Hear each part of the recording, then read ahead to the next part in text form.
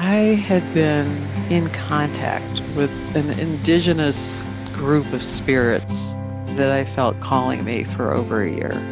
And I would find myself in like a visionary state, being in ceremony with a group of beings that looked very indigenous, but were not physical beings. They were beings that existed in the astral and etheric plane.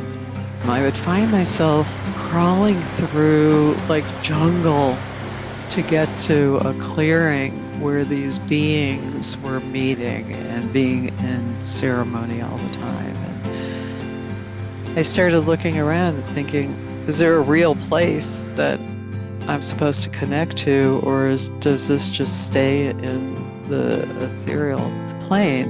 And I knew this was the spot that was meant to hold the retreat at. See the beauty, hear the harmony, feel the love. See the beauty, hear the harmony, feel the love. This environment surrounds you in such beauty, and the energy just kind of embraces you. It's not like spears of light. It's a gentle, all-consuming, embracing, beautiful, loving energy. So it will allow for you to really relax in ways that will be very enjoyable. We are there to create ceremony through our collective presence together. And the byproduct of that, first and foremost, is really to help activate the sacred nature of the land there and bring forth the connection to the indigenous spirit. The sacred circles that we'll be creating are going to be very much interactive with the spirit of the land there. And within that context, each person participating will receive transmissions through those ceremonies to support your own growth, your own healing, your own generosity and love. We're very much welcomed there to do this. So I want you to see yourselves as actively participating in these ceremonies that will firm up, connect, and bring forth and activate that area as a sacred site. I'm scheduling the meditation blocks, and then I want everyone to take time for themselves to nap, hike, sit around and talk with other people, get together with people, and have a nice casual time.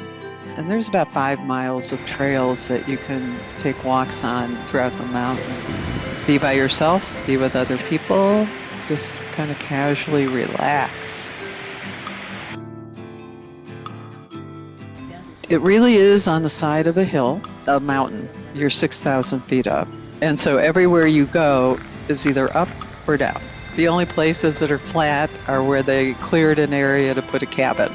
And the cabins are spread out. There might be a cluster of a couple cabins together, and then one here, one there. And so it's very private when you're in your cabin, and there's a deck off of each cabin that is secluded and surrounded by the jungle. There's all kinds of birds and hummingbirds and little animals and stuff.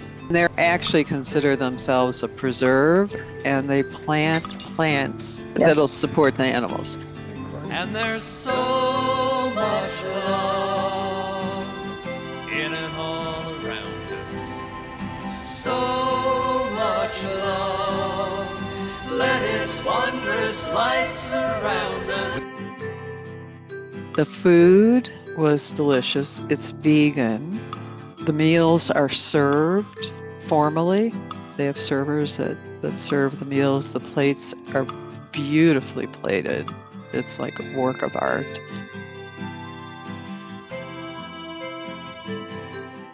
You always have a sacred connection to this place. You have helped create more sacredness in the world, staked a spot for sacredness, and that fulfills a huge purpose. Your purpose is sacred all the time, but by participating in these ceremonies selflessly, you fulfilled something very big here, which means a next step will unfold for you from this. The grace that comes from what you have done here will come back to you.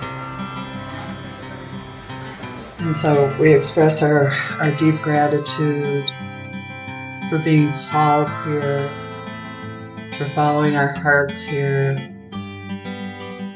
for being seen and perceived, for recognizing and being recognized, for all the beings that have gathered here together with us in the unseen world.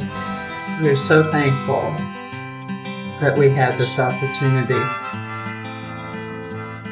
For the earth doesn't belong to us.